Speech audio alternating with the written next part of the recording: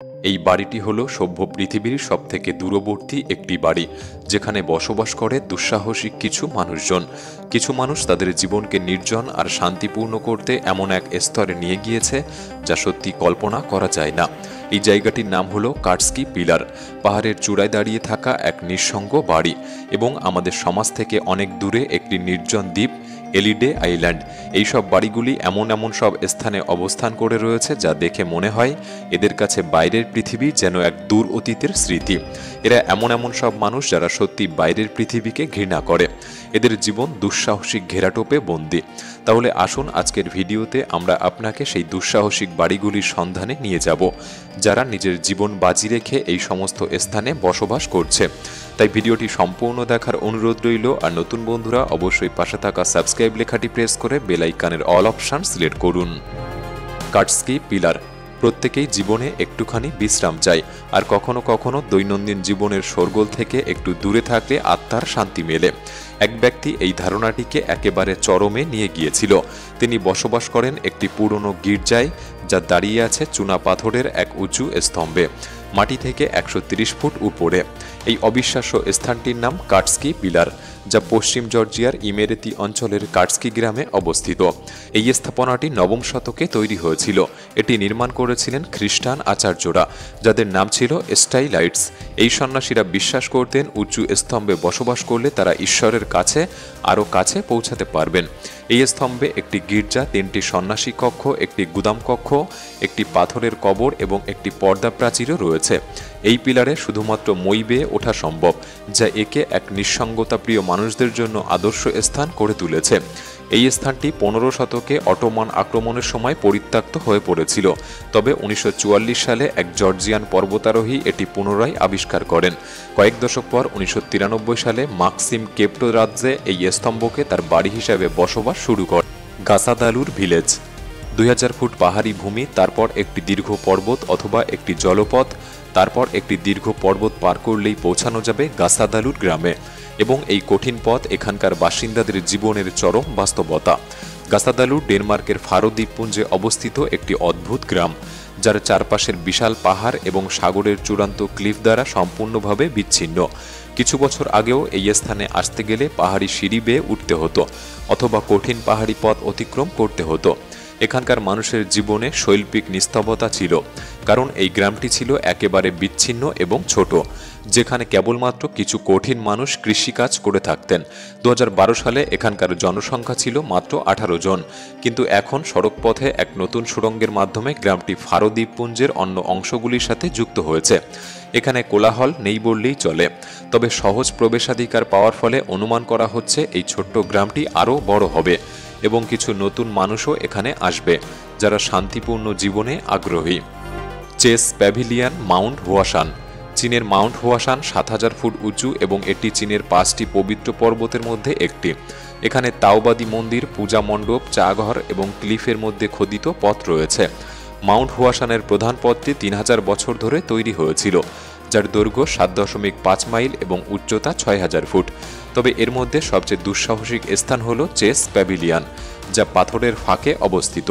এখানে পৌঁছানো কঠিন, তবে ধাতু বার বা পুরনো পাথরের সাহায্যে আপনি পৌঁছাতে পারবেন।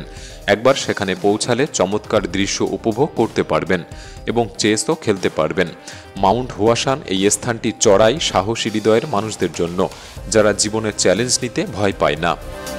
Cliff haven. ক্লিফ হ্যাভেন এই বাড়িটি যেন প্রাচীন যুগের কোনো বাড়ির মতো, তবে আধুনিক সুবিধাগুলির সাথে। মন্টেজুমা ক্যানিয়নের পাথর দিয়ে এই বাড়িটি তৈরি। এটি এমনভাবে ক্লিফের সাথে মিশে রয়েছে যে প্রায় অদৃশ্য মনে হয় এবং এমন অনুভূতি দেয় যে আপনি পৃথিবী থেকে অনেক দূরে রয়েছেন। তবে এর কাছাকাছি শহরটি মাত্র 20 মিনিটের দূরত্বে, যা আপনাকে দুটি দুনিয়ার মধ্যে থাকার অভিজ্ঞতা দেবে।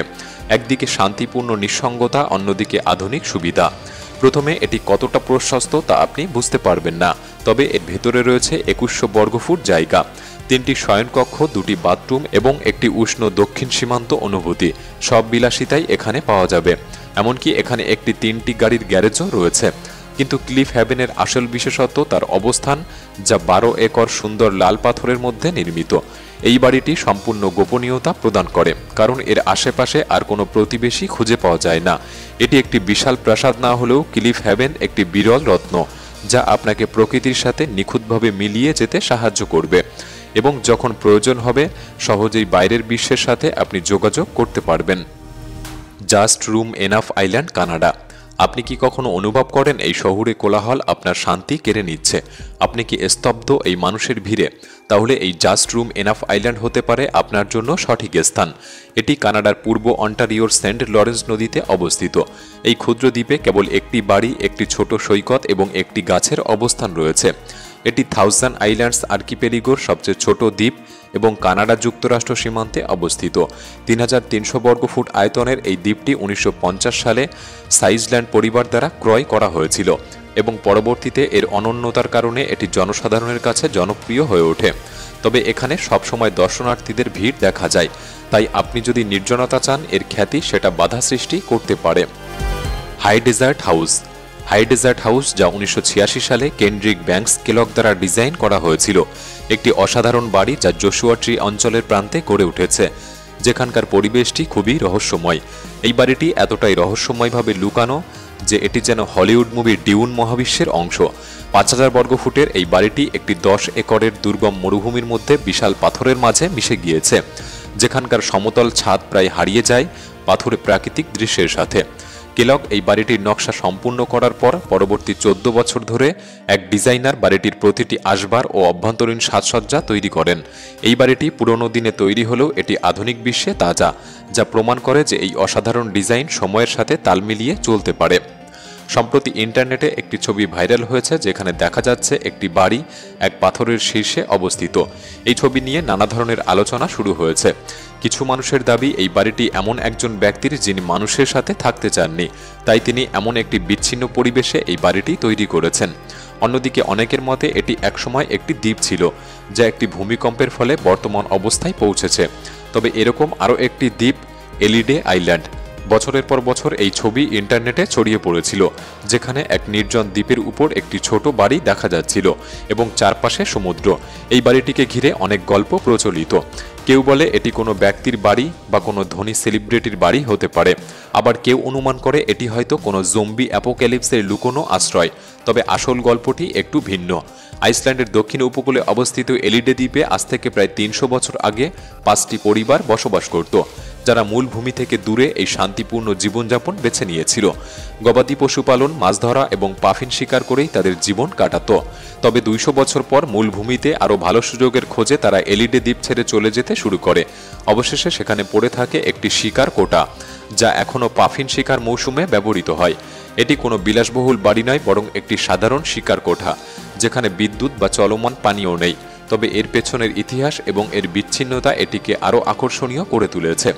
এই বাড়িগুলি আমাদের দেখায় যে কোলাহলপূর্ণ পৃথিবী থেকে দূরে থাকা অনেকের জন্য একাকী জীবন বা প্রকৃতির সাথে গভীর সম্পর্ক গড়ে তোলার এক সুন্দর স্বপ্ন হতে পারে।